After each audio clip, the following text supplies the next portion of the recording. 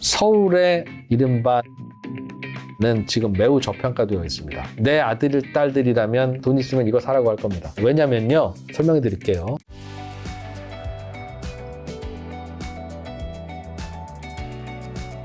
자, 부동산 양극화 앞으로도 계속되나요? 이 부동산 관련해서 또 이 기자님의 영상의 조회수도 굉장히 높더라고요. 그 뭐 아주 쉬운 얘기입니다. 네. 부동산의 양극화가 계속될 건, 양극화라는 건 이제 서울 집이 계속 오르고 그렇죠. 지방 집은 잘 안 오르고 네. 이제 그거 계속 될 거냐라고 여쭤보시면 저는 그냥 데이터를 보세요. 과거 50년간 똑같이 그래 왔습니다. 그거는 지방 집이 더 나쁘기 때문이 아니라 그냥 사람들이 살고 직업 활동을 하고 먹고 살기에 서울이 조금 더 유리하기 때문에 사람들이 기회가 있다면 서울로 올라와서 살려고 하는 것 때문에 당연히 서울 집이 수요가 높아지는 거니까 그건 좀 당연한 거고요. 다만 앞으로도 그렇게 될 가능성이 크다. 이렇게 되지 않으려면 서울 집값이 잡혀야 되는데 서울 집값이 잡히기 위해서는 서울에 집이 많이 공급되는 수밖에는 없어요. 물론 총 들고 야, 너 서울 집 사면 쏜다? 라고 하면 그때는 아무도 안 사요. 그런 시대가 아니니까. 그러니까 집값 잡는 방법은 딱 두 가지예요. 공급을 많이 해서 야, 네가 이기나 내가 이기나 해보자 하는 방법. 아니면 제가 표현은 총이라고 했지만 수요를 잡는 방법. 수요를 잡는 방법 뭐가 있어요? 대출을 묶어버리거나 대출. 세금을 매우 높게 만들던가 여러 가지 방법이 있으나 이 수요를 잡는 방법은 지속 가능하지 않아요. 공급을 계속 늘리는 방법은 맘먹고 늘리면 늘릴 수 있는데 수요를 잡는 방법은 이 부동산 투기 수요만 딱 잡을 수 있는 방법이 없다고요. 아니 부동산은 예를 들면 다주택자가 문제라고 한다 하더라도 그 다주택자는 욕심이 많으니까 당연히 다주택자가 됐겠으나 다주택자의 그 욕심 덕분에 전셋집, 월세집이 시장에 나오죠. 세상에 다주택자가 하나도 없으면 전셋집, 월세집이 존재합니까? 안 나온다고요. 그런데 다주택자는 없앴으면 좋겠고 전셋집, 월세집은 많았으면 좋겠잖아요, 우리는. 근데 다주택자가 전셋집, 월세집 공급자라고요. 그런데 다주택자만 어떻게 없애고 전셋집, 월세집은 계속 공급되냐고요, 이게. 불가능하네요. 불가능하죠. 그러니까 다주택자는 나빠 이 친구야. 너 좀 잠깐 너는 고생 좀 해봐라 라고 하는 거는 일시적일 수는 있으나 이걸 계속 못 한다고요. 대출에 대한 그 규제, DSR도 마찬가지입니다. 가계부채를 줄이기 위해서 DSR을 시행하고 있죠. 근데 다만 이제 우리나라 가계부채는 많기는 참 많아요. OECD 국가들 중에 뭐 상승 속도나 정도가 뭐 거의 1등이 좋은 거라면 막 자랑스러운 순위입니다. 우리나라가 많은데요. 그럼 우리나라 가계부채는 안 많아도 되는데 너무 비정상적으로 많아진 거냐? 그러니까 배가 이렇게 나왔어. 넌 좀 살 좀 빼야 돼. 라고 할 정도인지 아니면 이건 불가피한 거야. 이걸 어떻게 들 수밖에 없어인지는 잘 구별을 해야 가계부채가 이건 비정상적으로 불어난 거네. 문제가 있네. 다른 나라에 비해서 이건 좀 줄여야 되겠네 라고 하면 앞으로 계속 DSR이든 뭐든 통해서 가계부채를 줄여 나가야 되겠지만 그 판단은 굉장히 모호한데요. 우리나라 가계부채는 많아진 이유가 있어요. 다른 나라는 굳이 이렇게 하지 않아도 되는데 우리나라만 어찌어찌 하다 보니 불가피하게 이렇게 되는 경우가 있다고요. 제가 비중 큰 거부터 말씀드릴게요. 1번은 국민연금입니다. 우리나라는 국민연금이 지금 국민연금 기금이 1,000조 원이 쌓여 있어요. 앞으로 1,700조 원까지 늘어날 거랍니다. 이건 산수예요. 근데 우리나라에 주택담보대출이 총 몇 조 나가 있는지 아세요? 1,000조 나가 있습니다. 우리나라에서 주택담보대출이 1,000조 나가 있고 주택담보대출 아닌 거 다 합치면 거의 2,000조 돼요. 가계부채가. 그러니 우리나라는 왜 이렇게 부채가 많아? 라고 생각하면 근데 우리나라 국민연금 기금이 1,000조 원이 쌓여 있는데요. 이 1,000조 원은 전 세계에서 가장 많이 쌓여 있는 거예요. 기금으로서. 절대 금액으로는 많이 쌓여 있는 거로는 3등이지만 우리나라의 GDP를 감안할 때 GDP 대비 미래를 위한 연금 기금이 쌓여 있는 정도는 압도적으로 전 세계 1등입니다. 그런데 우리는 이 국민연금 기금이 쌓여 있는 거를 자랑스럽게 생각하고 그래도 다행으로 생각하고 이게 곧 고갈된데 큰일이래라고 걱정하고 이놈을 어떻게 더 키우지? 라고 생각하고 있는데 그건 우리 세대의 미래를 위해서는 당연히 그래야 되지만 이 국민연금 기금 1,000조 원이라고 하는 건 지금까지 우리나라에서 경제활동을 통해서 경제성장을 통해서 얻어온 소득 중에 떼잖아요. 월급 봉투에서 소득세도 떼지만 국민연금도 떼잖아요. 이렇게 따로 떼어서 이렇게 쌓아놓은 돈주머니라고요. 근데 이걸 지금 어디에 쓰고 있어요? 외국 주식, 외국 채권, 그냥 우리나라 주식, 우리나라 채권, 외국 빌딩 이런 데 사는 데 쓰였다고요. 이렇게 안 걷어서 쌓여 있었으면 이 돈이 국민들 주머니에서 서로 국민 경제 활동을 통해서 돌고 있겠죠. 이 돈으로 집 사고, 이 돈으로 떡볶이 사 먹고, 이 돈으로 옷 사고, 이럴 돈이 미래를 위해서 저금해야 돼요라고 생각하고 모아서 쌓아놓고 있는데 이게 무려 1,000조 원이다. 네. 그 말은 이 1,000조 원이 없었으면 이거 다 국민들 주머니로 다 갔겠죠? 그러면 집 살 때 가계부채 1,000조 원을 왜 조달했어요? 돈이 없으니까. 그 집을 살려는데 돈이 없으니까 돈을 빌렸겠죠? 네. 그런데 그게 1,000조 원이라고요. 그럼 국민연금을 그동안 안 걷었으면 가계부채 중에 1,000조 원이 뭐 다 똑같이 상쇄되는 건 아니겠으나 꽤 많은 부분이 줄었을 거라고요. 마치 우리나라에 국민연금 1,000조 원이 쌓여 있는 건 미래를 위한 현명하고 불가피한 선택일 수도 있지만 경제 성장이 잘 안 되기 시작한 이 나라에서 1,000조 원이라고 하는 돈주머니를 국민 경제를 위해서 쓰지 않고 그냥 미래를 위해서 쌓아놓는다는 건 마치 고등학생이 엄마가 용돈 10만 원을 주면서 얘야 이걸로 참고서 사보고 친구들이랑 밥 사먹고 좋은 친구 사겨 라고 했는데 거기서 5만 원을 떼어서 차곡차곡 모아서 엄마 나 엄마가 주신 돈 모아서 지금까지 2천만 원 모았어요 라고 하는 거하고 똑같아요. 그러면 엄마가 어이구 우리 새끼 잘했다 하겠어요? 아니면 야, 너 좀 참고서는 너 안 샀어? 안 샀어요. 그래서 성적이 떨어졌구나. 그래 친구들하고는 아유 저 친구 하나도 없어요. 아 그래? 그래도 2천만 원 모았으니까 잘했다 야 이러겠어요? 아니면 야 이거 지금 네가 이거 2천만 원으로 너 등록금도 하고 앞으로도 요긴하게 쓰겠지만 너 이 돈은 지금 너 써야 될 때 같은데? 투자해야 될 텐데. 해야 될 수 있잖아요. 그러니 이렇게 뭔가 돈주머니를 쌓아놓고 있으면서 당장은 비효율적이지만 미래를 위해서 쓰일 만한 곳으로 열심히 굴리고 있는 이 상황이 경제를 위해서 꼭 좋은 게 아니라고요. 그리고 그것 때문에 우리나라는 가계부채가 이렇게 늘어나 있다고요. 그 돈이 다 흩어졌다면 그 돈으로 집 사면 되니까 집 살 때 대출을 덜 내도 되지 않겠습니까?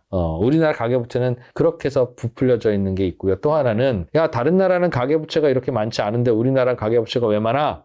집 사느라고 늘었는데 1주택자가 되려고 집을 사는 사람도 있지만 다주택자가 되기 위해서 집 사는 사람도 있고 그분 덕분에 월세집, 전세집이 생긴다고 했는데요. 다른 나라는 월세집, 전세집을 기업들이 공급합니다. 물론 개인 집주인이 공급하는 비중이 다른 나라도 높지만 우리나라는 전체 집의 약 85%가 개인들이 공급해요. 다주택자들이. 근데 다른 나라는 그 비율이 평균적으로 60% 안팎이라고요. 그러니 우리나라는 왜 주택담보대출이 많아요? 집 사느라고. 집을 이렇게 많이 사! 이 나라가 돌아가려면 임대주택이 있어야 되는데 임대주택을 정부나 기업이 제공을 안 하잖아요. 그러다 보니 집주인들이 제공하니까 그 과정에서 부채가 쌓인 거고 다른 나라랑 똑같은 상황 만들어주면 우리나라 가계부채도 줄어요.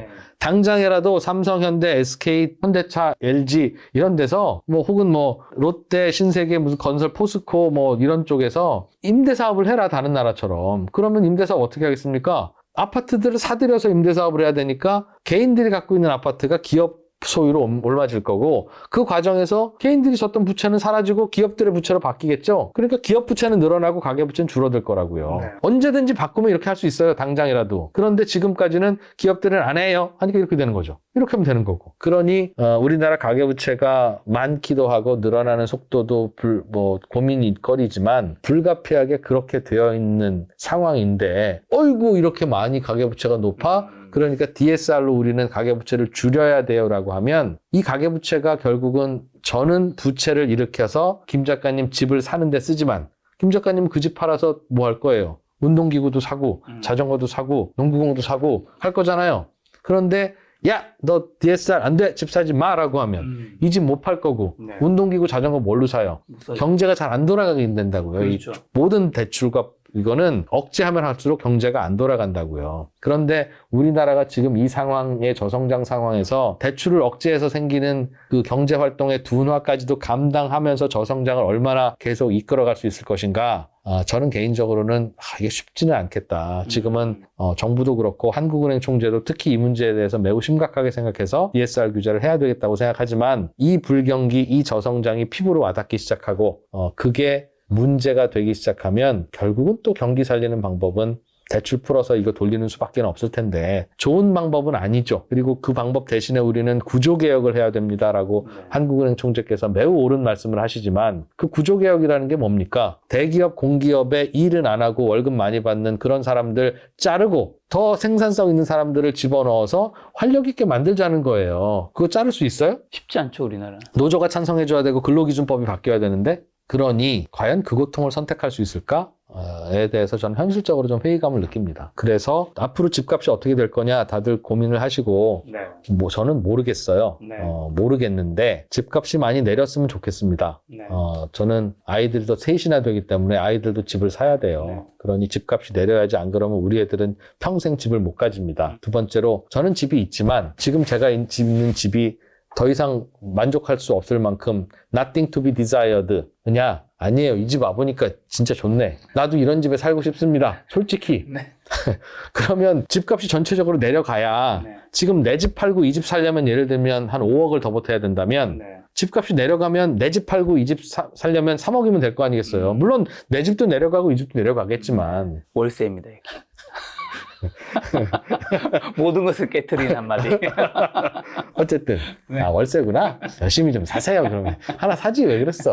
딴 데 있습니다. 딴데 어쨌든 그러니 내렸으면 좋겠는데 앞으로 집값이 내려가는 압박이라는 게 뭐가 있겠어요. 저성장, 인구 감소, 대출 규제 이거 같아요. 그런데 대출 규제는 지금 제가 느끼기에는 이게 계속 지속되기가 쉽지 않을 것 같다는 느낌 때문에 불안하고 저성장과 인구 감소는 유럽의 다른 나라들도 다 겪었는데 부동산 가격 다 올랐습니다. 그냥 일본만 예외적으로 내렸어요. 거기는 워낙 거품이 컸고 거품 꺼지는 과정에서 경기 살린다고 집을 계속 때려 짓는 바람에 거품은 꺼지는데 공급은 계속 늘어나니까 이제 집값이 내려간 건데 우리나라는 지금 PF 대출이 거품인지 어떤지 몰라도 거품 꺼주니까 당장 공급이 줄어들잖아요. 당연한 거고 이게 부동산 시장에서 부동산 가격의 하방 경직성을 만드는 아주 나쁜 겁니다. 부동산 가격이 좀 내렸으면 바라는 분들 입장에서는 부동산 가격이 내리면 이렇게 전국의 모든 아파트 현장에 올스톱이 돼요. 내려도 사셔야 되는데 여러분 솔직히 내리는 과정에서 여러분 집 안 사고 싶잖아요. 그렇죠. 그러니까 안 사는 거예요.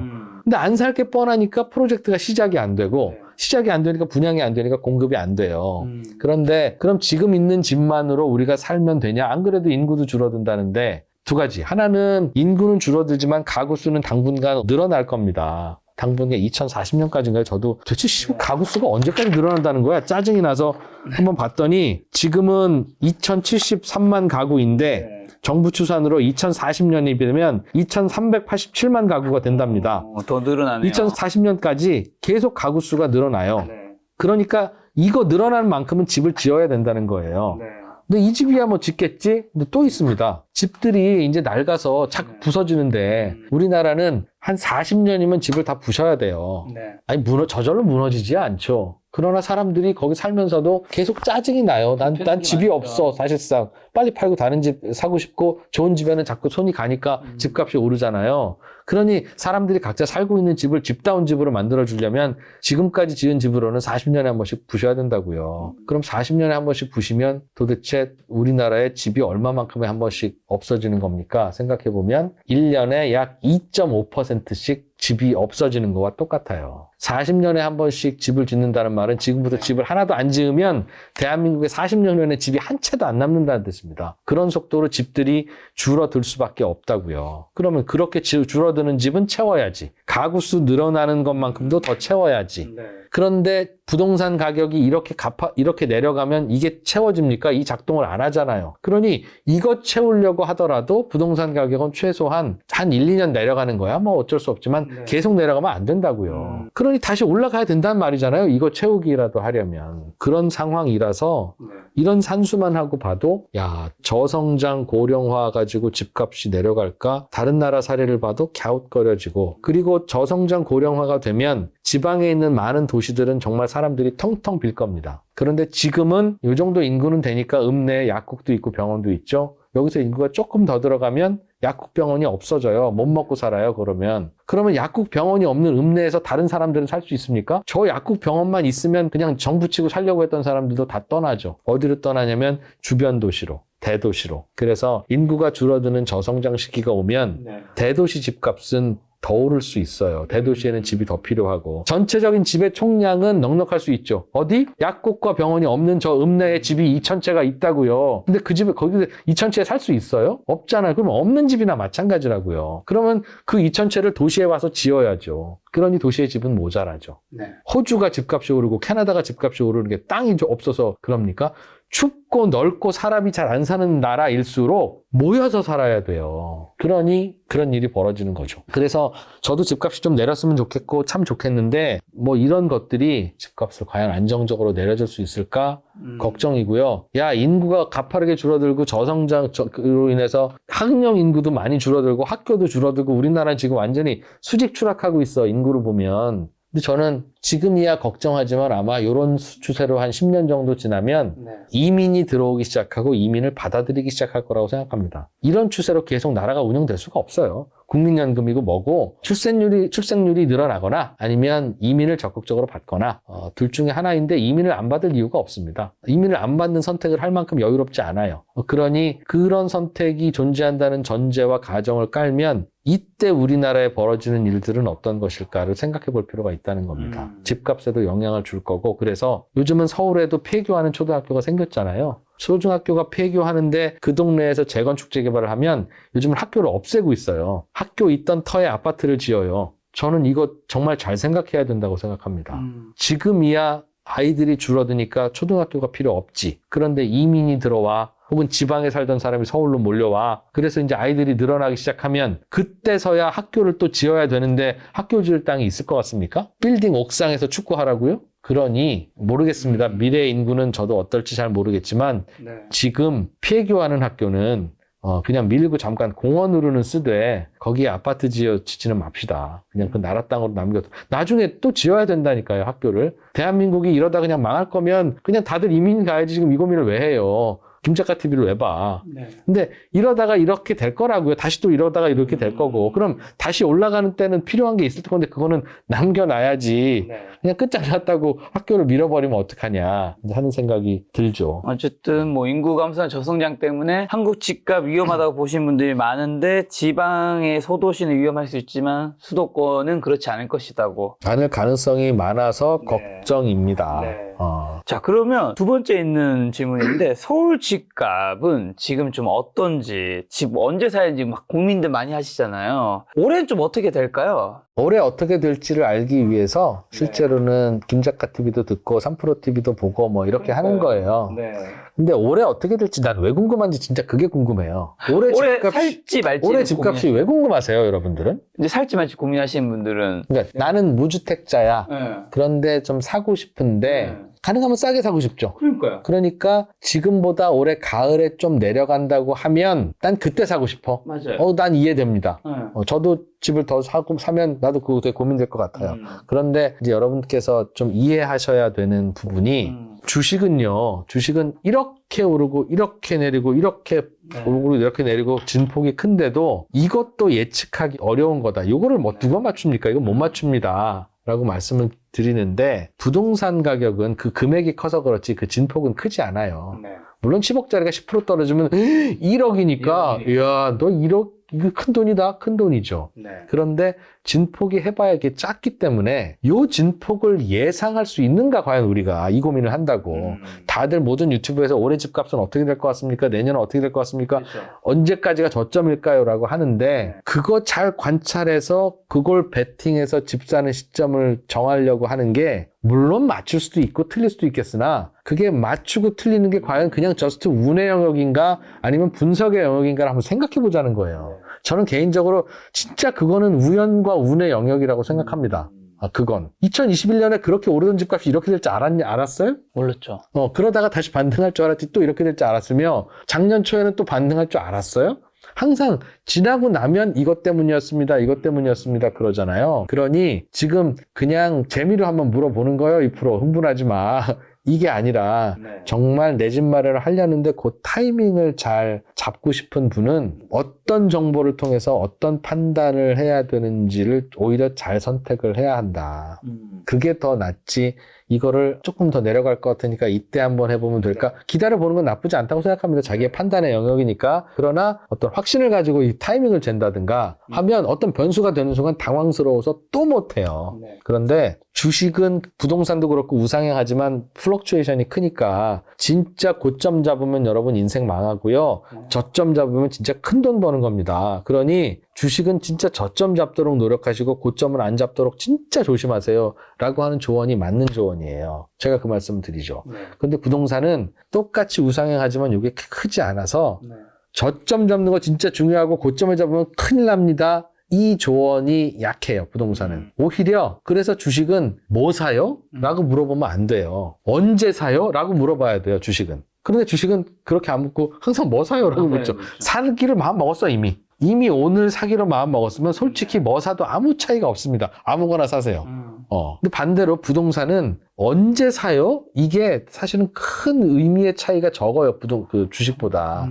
그 금액이 크니까 안타까워서 5천만 원이라도 싸게 사면 5천만 원이면 2년 연봉입니다. 당연히 그 마음 이해가 되는데 그 구별 잘 안 된다고요. 오히려 사요 마요가 중요한 거예요. 부동산은. 이 플럭추에이션이 언제 사든 큰 차이가 없으니까. 그래서 질문 자체를 좀 잘 고민해 봐야 된다. 작년도 저도 몰랐는데 2024년을 어떻게 알겠어요. 다만 2020년, 2019년, 뭐 2021년 이럴 때는 저는 많이 오를 수 있다, 걱정된다 이런 말씀을 드렸던 이유가 그 당시의 정책들이 매물이 나올 수 없도록 만드는 정책이었어요. 앞으로도 굉장히 중요합니다. 부동산 가격이 오를 때는 우리는 어떤 정책을 써요? 다주택자 양도세를 높이는 정책을 써요. 그러면 다주택자들이 어이구 무서워라 하고 매물을 내놓겠습니까? 아니면 버티겠죠. 왜 버텨요? 이 양도세 세율은 오래 지속될 수 없는 세율이라는 걸 너도 알고 나도 알고 온 세계가 다 알기 때문이에요. 그러니까 차라리 그냥 놔뒀으면 집이 오르네, 내 팔아야 되겠네 라고 해서 파는데 이거를 갑자기 세율을 높여놓으니까 팔고 싶어 죽겠는데도 못 파는 거예요. 이러니 집값이 안 오릅니까?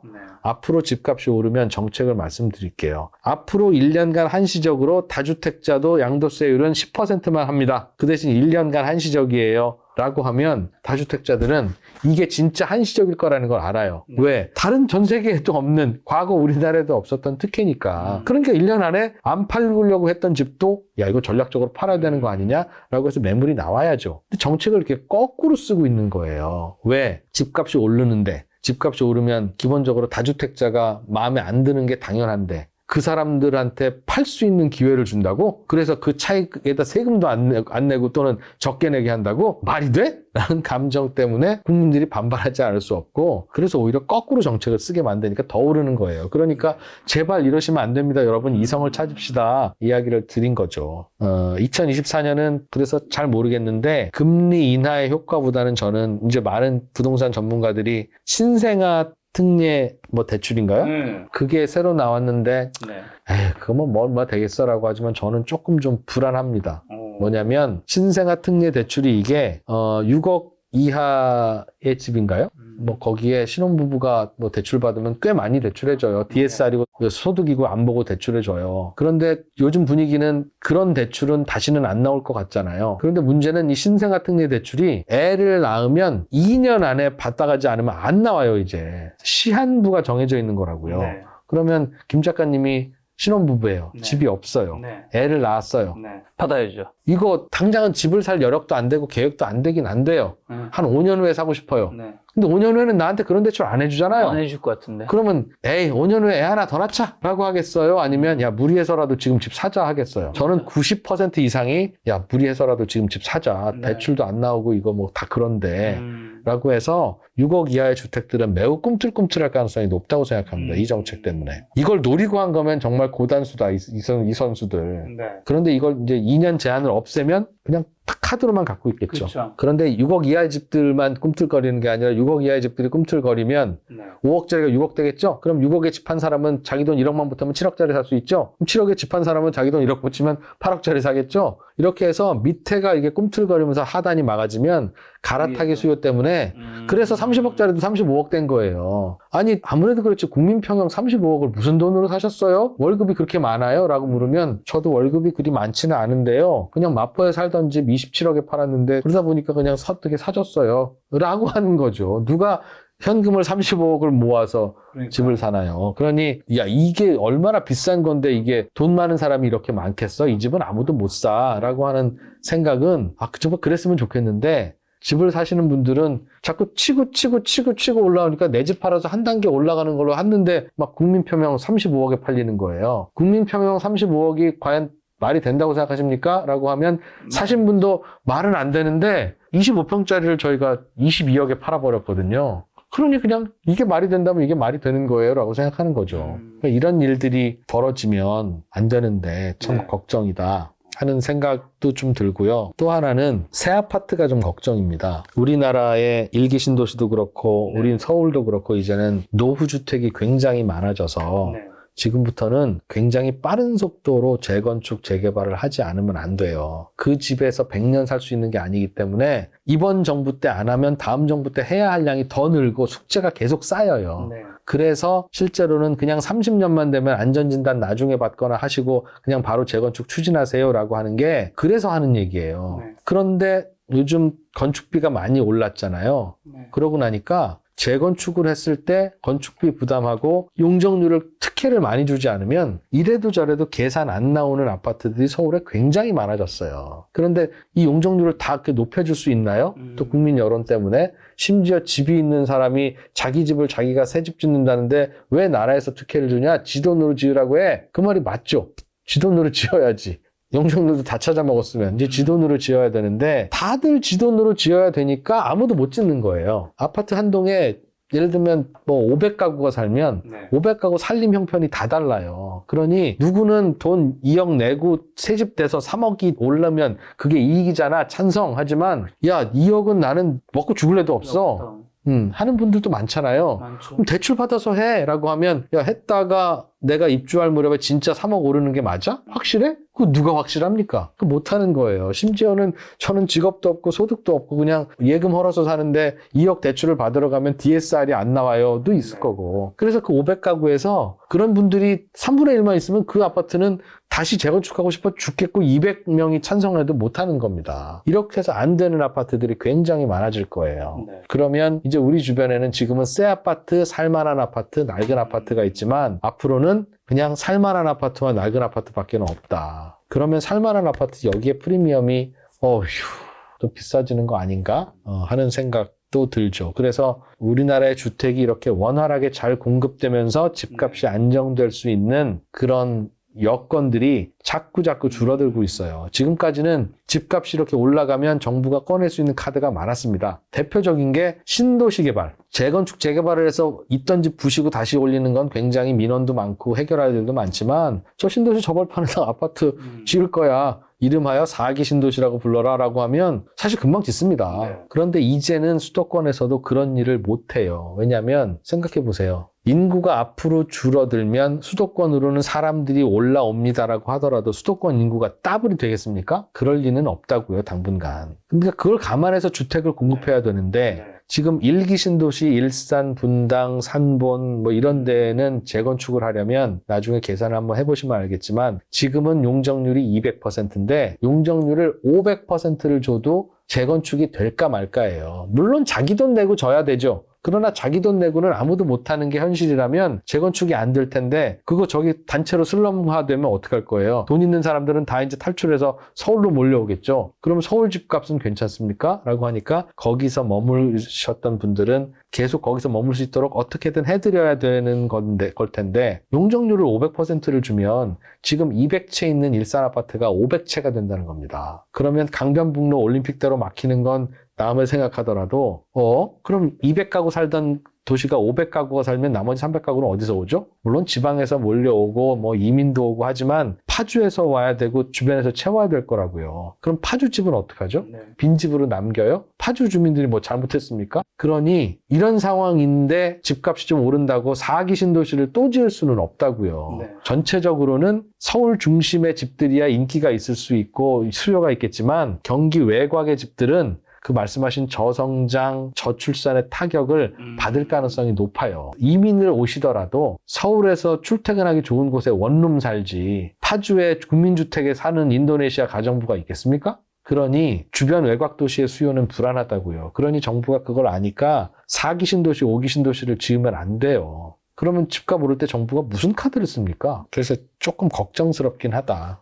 전반적으로는 집값이 안정되면 왜 나쁘겠습니까? 그러나 여러 가지 정책을 쓰는 데 따르는 국민 감정이 네. 여전히 제대로 작동하지 않아서 오히려 집값을 올리는 정책을 쓰게 될 가능성이 높고, 그리고 앞으로 저출산, 저성장은 서울 주변 핵심 지역으로는 인구가 더 몰리게 만드는 요인이 될 수도 있으며, 전반적으로 우리 나라의 불균형한 인구 구조는 이민을 받아서 해결할 방법밖에 없는데 이민이 들어오면 횡성에 살겠냐고요. 또 수도권으로 오죠. 부산으로 가고 대도시로 가죠. 그런저런 다양한 문제가 하필이면 낡은 주택들을 재건축해야 하는 이 시즌까지 겹치고 나니까 생각할 게 너무 많다. 저한테 답변지 주신 거에서 수요 있는 지역 집값의 장기 우상향은 자연 법칙인, 다만 공급이 더 많으면 우상향 못한, 그러나 공급이 지속적으로 더 많을 수가 없음 있는데 이건 어떤 의미인가요? 아파트는 불패예요. 불패다.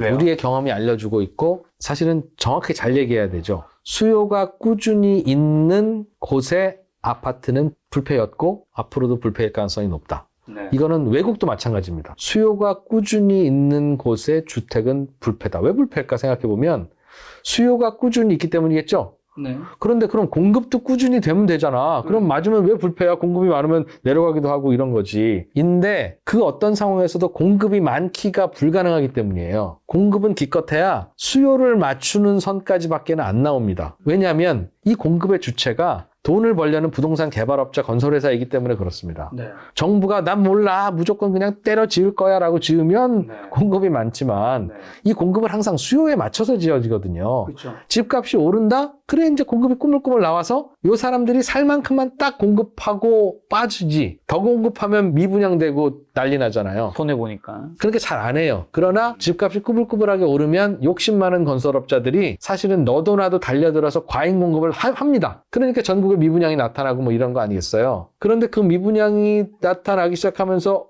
그러면 부동산 경기가 식으면 집값이 이렇게 내려가기 시작하는데 이 업자들은 이 미분양 털기 바쁘니까 공급을 해요, 안 해요? 안 해요. 그러면 수요는 그런데 계속 있다고 말씀드렸잖아요. 2040년까지 우리나라가 가구 수도 늘어나고 대도시 가구는 더 빨리 늘어날 것이며 심지어는 멸실되는 주택들이 많으니까 낡은 주택 때문에 어찌됐건 집을 더 지어야 되는데 조금 과잉 공급해서 미분양이 생기고 집값이 떨어지고 있다는 이유로 올스톱이 됩니다.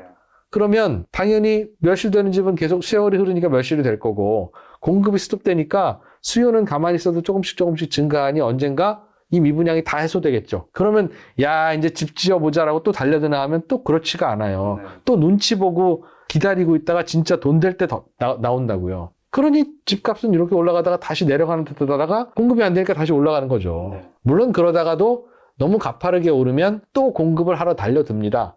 그것 때문에 꺼지지만 잘 안 꺼진다는 거예요. 밑에가 수요가 계속 받쳐주고 있는데 공급은 그때쯤 되면 반드시 움츠리기 때문에 이게 반복이라서 계속 우상향하는 거예요. 매우 심플합니다. 그러니까 수요가 있는 곳의 주택은 이게 웬만하면 빠지기가 쉽지 않다. 공급이 막 쏟아져야 되는데 그게 지속적으로 쏟아지기 어려운 구조라는 거죠. 그래서 결국은 다시 그게 하방이 막혀서 다시 올라가게 되고 그런 일이 계속 반복되는 거라서 전 세계 모든 대도시 집값이 그렇게 움직이는 거예요. 자, 오늘 이제 기자님 김작가 TV 처음 나오셔서 굉장히 많은 얘기 해주셨는데 마지막으로 그러면 한국의 이제 젊은 세대 분들에게 경제적으로 좀 어떤 조언을 해주고 싶으세요? 뭐 2030, 40까지 한다면 경제적으로 어떤 이제 조언을 해주냐 하는 거는 제가 이제 재테크 관련해서는 앞서서 말씀드렸죠. 돈은 네가 스스로 결국은 사업을 해서 벌어야지 투자로 버는 것도 위험하고 답 안 나오는 거고 근로소득으로 버는 것도 한계가 있고 답 안 나오는 거다. 그러나 사업을 해서 돈을 잘 벌려면 말씀하신 대로 재능과 감각도 있어야 되고 사업이라고 하는 게 또 운이 따르는 거니까 여러 번 시도를 많이 할수록 성공 가능성이 높아진다. 그러니 젊었을 때부터 어떤 사업을 내가 해야 되는지에 대해서 항상 고민을 하되 가벼운 코스트로 할 수 있는 사업들을 자꾸 시도를 해보면서 내 몸의 체질도 사업가 체질로 바꿔나가고 그리고 다양한 시도를 통해서 성공 확률을 높여라. 라고 저는 저의 아이들에게는 조언을 할 겁니다. 2번, 그럼 내 집 마련은 어떻게 합니까? 그게 참 답답해요. 저는 대도시의 집은 빨리 살수록 좋아. 물론 그게 빨리 사다가 1억씩 손해보고 사는 경우도 있긴 있겠지만, 야, 그걸 어떻게 정확하게 저점에 사니? 너는 주식 투자할 때 정확하게 저점에 사서 갖고 있냐? 그게 아니라면, 그거는, 그냥 여건이 됐을 때 사는 게 좋아. 그런데 문제는 우리나라는, 그러면 아빠 우리 동네 출퇴근하기 좋은 곳에 2억 5천짜리 빌라 있는데, 그거 20평인데 괜찮아요. 사도 좋아요? 라고 하면, 아니라고 하겠죠. 어떡하니? 거기서 답이 없는 게 우리나라의 가장 큰 문제예요. 왜요? 아니, 2억 5천이 작은 돈입니까? 아, 큰 돈이죠. 내가 열심히 모아서 2억 5천에 대출 껴서 산다 그러면, 어이구, 장하다 해야 되는데, 우리나라는, 야, 첫 집은 아파트여야 돼. 또 청약 점수 계속 쌓아야지. 무슨 소리야. 너 무주택 기간 몇 년이야? 죽을래? 이러는 상황이 되어 있으니까 무슨 조언을 못 하겠는 거예요. 그러니까 돈이 없는 놈은 청약 점수 쌓아야 되고 돈이 있는 놈도 15억짜리 국민주택 아파트 사지 않으면 우리나라는 주택을 구매해야 한다는 건 나쁜 짓, 바보 같은 짓, 어리석은 짓이 된다는 이 상황을 바꿔줘야 된다는 겁니다. 그런데 저는 투자에 뭔가 빈틈이라면 서울에 출퇴근하기 좋은 곳에, 위치 좋은 곳에 이른바 낡은 빌라는 지금 매우 저평가되어 있습니다. 빌라 자체가 우리나라는 기본적으로 저평가되어 있고 최근에 그 빌라 무슨 전세난 뭐 이것 때문에 더욱더 저평가되어 있어요. 굉장히 이미지가 안 좋아졌죠.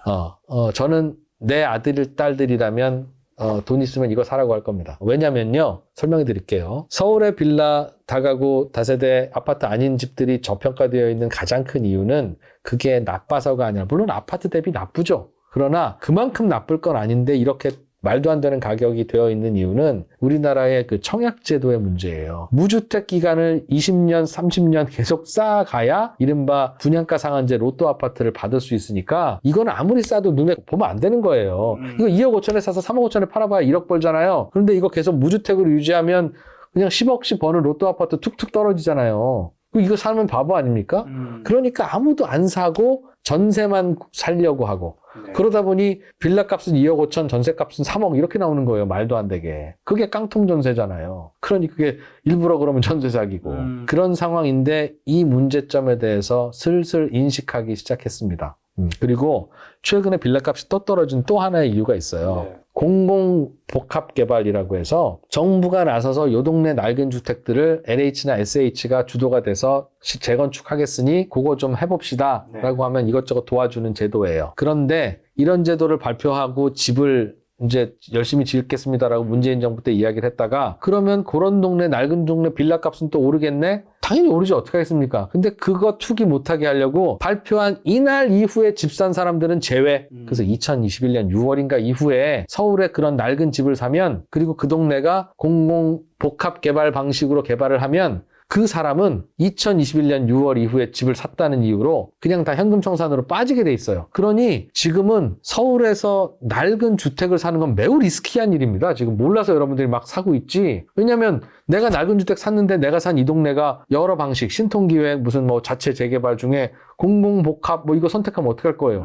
나름 매력적인데. 그럼 나는 바보 되는 거거든요. 되게 위험한 상황이에요, 지금. 위험하다는 말씀을 드린 게 아니라 그걸 그런 식으로 못 받고 그때 이후에는 그때 이전에 집 가진 사람은 착한 국민, 그때 이후로 집 사는 사람은 나쁜 국민으로 만들어 놓는 이게 말이나 되는 겁니까? 근데 그런 식으로 못 박아놨어요. 그런데 이게 이러면 되겠냐고요. 아마 이거 바꿀 겁니다. 이번에 정부가 발표한 그 주택 공급을 활성화시키겠습니다 하는 보도자를 보시면 그 제도 없애겠다고 발표됐어요. 당연히 없애야죠. 그런 거에 따른 디스카운트가 좀 쌓여서 빌라 값이 이 값인데 앞으로는 이것도 많이 회복이 될 것이고 그리고 재건축 재개발을 하기 위해서는 실제로는 빌라들이 이렇게 많이 모여있는 곳이 있잖아요. 그러면 정부가 주도적으로 나서서 설득하고 지자체가 설득해서 이 넓은 땅을 다 아파트촌으로 만드는 게 제일 좋습니다. 그래야 한국인들이 선호하는 대단지 아파트가 나오고 그게 뉴타운이에요. 그래야 대단지 아파트니까 분양가가 비싸고 분양가가 비싸져야 이 재개발 사업이 수지타산이 맞춰서 진도가 나가요. 그런데 이거 다 의견 모으는 게 매우 어렵습니다. 그래서 지금 지지부진한 낡은 주택들이 많이 모여 있는데 지금 우리나라 빨리 낡고 자시구 간에 빨리빨리 재건축해서 새 집 만들지 않으면 난리 난다고 그랬잖아요. 그걸 아는 정부가 소규모 재개발도 허용하겠다, 인센티브 주겠다고 정책을 바꿨어요. 그 말은 뭐냐면 낡은 빌라들이 잔뜩 모여있는 이 동네가 완전히 다 대형 그 단지로 바뀌면서 한꺼번에 재건축이 되는 대단지가 될 일은 이제 없어진다는 뜻입니다. 이만한 땅에 한가운데에 있는 빌라 7채가 그냥 우리끼리 소규모 재개발할래요라고 해서 아파트 한 동을 지어 놓으면 이거 다시 무너뜨리고 이거 다시 할 수 있어요? 본의 아니게 알박은 이것 때문에 이거 여기도 그냥 각자 알아서 다 재건축해야 되죠. 이렇게 각자 알아서 재건축하는 소규모 단지들에 대한 인센티브가 늘어나면 이런 서울에 저평가되어 있는 빌라들은 가만히 있어도 저평가니까 뭐 더 떨어지지 않고 오를 가능성이 더 높고 어찌어찌해서 이렇게 해서 모아서 재건축 재개발 하게 되면 아파트로 바꾸게 되고 요지는 서울의 저평가된 빌라 다가구들이 지금보다 나빠질 일이 없다. 이제는 각종 다양한 디스카운트들이 지금 겹겹이 쌓여 있어서 야 빌라 살면 머리 나빠진다는 의학적인 리서치가 나오는 거 말고는 이게 더 이상 악재는 없다. 이건 야, 어떻게 이렇게 눌려 있을 수 있냐. 실제 그런 의학적 리서치가 있나요? 아니 만약 굳이 악재를 더한다면 뭐 그런 거 빌라에 오래 살면 성격 나빠진다 뭐 이런 거 아니면 없을 것이다 뭐 그런 생각이 드는 시점입니다. 그래서 가격도 메리트가 분명히 있고 부동산의 로케이션은 잘 안 바뀌는 거니까 제가 부모고 아이들이 뭐 그렇다면 나중에 너희가 아파트 살고 싶으면 이걸로 이렇게 올라서 아파트 사. 그러나 지금은 아파트보다는 이런 게 상대적으로 좀 저평가되어 있는 것 같다. 그 대신 교통 좋고 회사 가깝고 하는 동네를 잘 찾아봐라. 서울에 있는 낡은 빌라들이 그냥 낡은 빌라라는 거 말고는 여기에 아파트에서 올라가면 뭐 더할 나위 없겠네 하는 위치들이 굉장히 많다라는 이야기를 그냥 해줄 것 같습니다. 올해 부동산 시장에 서울의 빌라 쪽에 기회가 좀 있을 수 있다. 저는 그렇게 생각하는데 이런 말씀하시는 분은 눈을 씻고 찾아봐도 없더군요. 그러니 잘 못 봤습니다. 아마 제 말이 틀릴 겁니다, 여러분. 그냥 제 생각이 그렇다는 거고요. 그거는 그냥 다른 전문가들 말을 따르시죠. 그런데 저는 이쪽에서 기회가 있을 것 같다는 생각이 듭니다. 근데 이거 말고는 없어요. 아니 뭐 그럼 뭐 15억짜리 아파트 사라고? 젊은이들한테? 그 돈 있으면 나한테 왜 상담을 하러 와요? 이제 오늘 말씀해 주신 근로화 사업 투자에서 투자는 이제 예를 들면 지수의 그런 평균 수익 정도를 추구한 게 맞지 그 이상을 추구한 거는 쉽지 않다고 말씀해 주셨잖아요. 그 자체가 투자는 그 정도로 만족하고 그 정도를 하면 되는 거고 근데 그러면 이제 나머지 내 시간을 더 돈을 벌 수 있는 근로와 사업에 포커스를 맞추는 심지어 내가 정말 부자가 되고 싶다면 근로가 아니라 사업에 내 인생을 베팅해야 되고 그걸 많은 기회를 주면 그 확률이 높아지니까 이 중에서 내가 부자 되고 싶다 사업을 선택하기 맞다고 해주신 게 맞는 그렇습니다. 거겠죠? 결과적으로 부자는 본인이 만들어내는 제품과 서비스가 사람들을 만족시킬 때 그게 오뎅집이든 삼성전자든 거기서 나오는 것이고 다만 투자를 하거나 근로를 하는 건 목표가 그거라면 그 사업을 하기 위한 준비 과정이죠. 그래서 근로도 열심히 하셔야 되고 투자도 열심히 하셔야 되나 투자로 승부를 한번 봐야 되겠다라고 생각하시고 결론을 내리시고 그 이후는 생각 안 하시는 분들이 너무 많은 것 같아서 그거는 아닐 수도 있습니다 라는 말씀을 오늘 드린 거고요.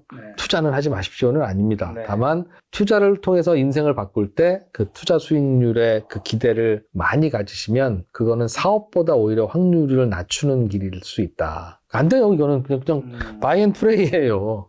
내가 어떤 회사 주식을 샀는데 그 회사가 잘 되게 하려면 내가 기도하는 수밖에 더 있습니까? 심지어 미국 회사면 더 그렇죠. 그러니 그런 생각을 해주시면 좋겠다. 많은 분들이 애청하시는 3프로TV 진행자로서 시청자분들에게 마지막 한마디만 주고 가신다면요. 김작가TV 시청자 여러분, 저는 여러분이 왜 김작가TV를 사랑하는지조차 알고 있습니다. 그러나 저희가 먼저 잘 되면 저희가 김작가TV 키워보겠습니다. 정말 제대로 한번 키워볼 테니까. 저희 아무런 지분관계 없습니다. 이렇게 말하면 사람들 오해하실까? 까짓 지분관계 만듭시다 그럼. 아닙니다. 그래서 좀 연장자 순으로 좀 밀어주십시오 좀. 농담이에요. 예전에 김 작가님께서도 뭐 3프로TV 한번 나와주세요 라고 할 때 흔쾌히 나와주시고 그리고 자주는 못 빼지만 같은 일 하니까 그렇기도 하고 그리고 저는 3프로TV에서는 열심히 진행하잖아요. 그렇죠.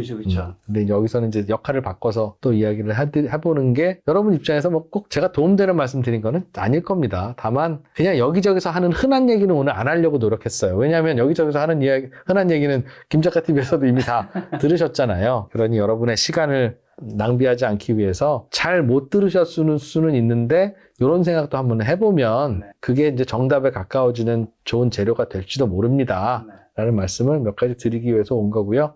여러분이 많이 사랑해 주시거나 하면 또 가끔씩 찾아오겠습니다. 김작가TV가 뭐 제가 오고 싶다고 해서 오고 오기 싫다고 해서 안 오고 그런 것이 아니라는 것도 압니다. 네. 아는데 그렇습니다. 이런 얘기할 때 이렇게 횡설수설하게 되죠? 또 봐요, 여러분. 네, 알겠습니다. 많은 분들 애청해 주시는 3프로TV 내일 아침에도 또 방송하죠. 아침에 7시였나요? 뭐 그냥 24시간 한다고 생각하면 되니까 아무 때나 시간 날 때 좀 오세요. 좀 꼭 그거 맞춰서 와야 됩니까? 알겠습니다. 3프로TV가 이제 큰형이라면 이제 동생 김작가TV도 앞으로 더 열심히 해서 어서 빨리 구독자 200만 명이 되도록 열심히 하도록 하겠습니다. 네, 오늘 만난 손님은 이진우 기자님이었습니다. 지금까지 소중한 시간 함께 해주셔서 정말 감사합니다. 오늘도 김작가였습니다. 고생 많으셨습니다. 고맙습니다.